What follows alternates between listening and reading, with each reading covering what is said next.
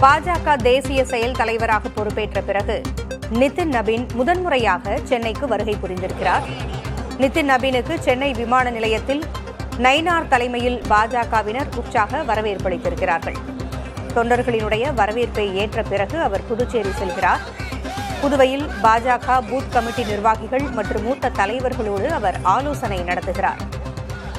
கூடுதல் விவரங்களை வழங்க செய்தியாளர் விக்னேஷ் முத்து இணைந்திருக்கிறார். விக்னேஷ் முத்து, பாஜகவின் தேசிய செயல் தலைவராக பொறுப்பேற்ற பிறகு முதன்முறையாக நிதின் நபீன் சென்னை வந்திருக்கிறார்.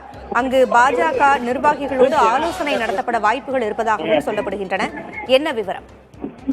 பூங்குழலி, அடுத்த ஆண்டு சட்டமன்ற தேர்தல் நடைபெற இருக்கக்கூடிய நிலையில் பாரதிய ஜனதா கட்சியின் தேசிய செயல் தலைவராக அண்மையில் நியமனம் செய்யப்பட்டிருக்கக்கூடிய பீகார் மாநிலத்தைச் சேர்ந்த நிதின் நபீன் முதல் முறையாக இன்று முதல் சுற்றுப்பயணமாகவே தமிழகம் வந்திருக்கிறார்.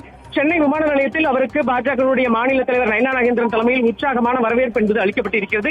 இங்கிருந்து 2 நாள் சுற்றுப்பயணமாக அவர் புதுச்சேரி சென்று சட்டமன்ற தேர்தல் தொடர்பாக மூத்த நிர்வாகிகளுடன் அவர் அடுத்தடுத்து ஆலோசனைகளை மேற்கொள்ள இருக்கிறார்.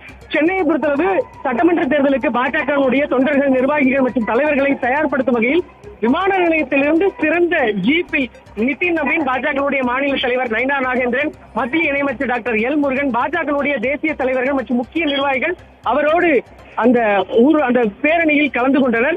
பாஜக நிச்சயமாக 2026 நடைபெறக்கூடிய அந்த தேர்தலில் நிச்சயமாக நம்முடைய கூட்டணி தான் வெற்றி பெறும் என்று அவர் தொண்டர்கள் மத்தியில் உரையாற்றினார். தொடர்ச்சியாக இங்கிருந்து தற்பொழுது புதுச்சேரி சென்று கொண்டிருக்கிறார். புதுச்சேரியின் உள்துறை அமைச்சர் நமச்சிவாயம் உள்ளிட்டோரும் அவர் இங்கே வரவேற்றிருக்கிறார்கள். மிக முக்கியமாக பாஜகவை பொறுத்தளவு அவருடைய வருகை பாஜக சட்டமன்ற தேர்தலுக்காகத்தான் என்பதை வெளிக்காட்டும் வகையாக விமான நிலையத்திலேயே இன்று முன்னேற்பாடு எதுவும் அறிவிக்காத நிலையில் பேரணியாகவே நடத்தியதால் நிதின் நபீனுடைய இன்றைய வருகை முழுக்க அரசியல் ரீதியாக என தெரிவிக்கப்பட்டிருக்கிறது. விமான நிலையத்தில் மூத்த நிர்வாகிகளுடன் சற்று நேரம் அவர் உள்ளே ஆலோசனை நடத்தியார் என்ற தகவலும் வெளியாகி இருக்கிறது. இந்த ஆலோசனையில் முக்கிய தலைவர்கள் அனைவரும் கலந்து கொண்டிருக்கிறார்கள்.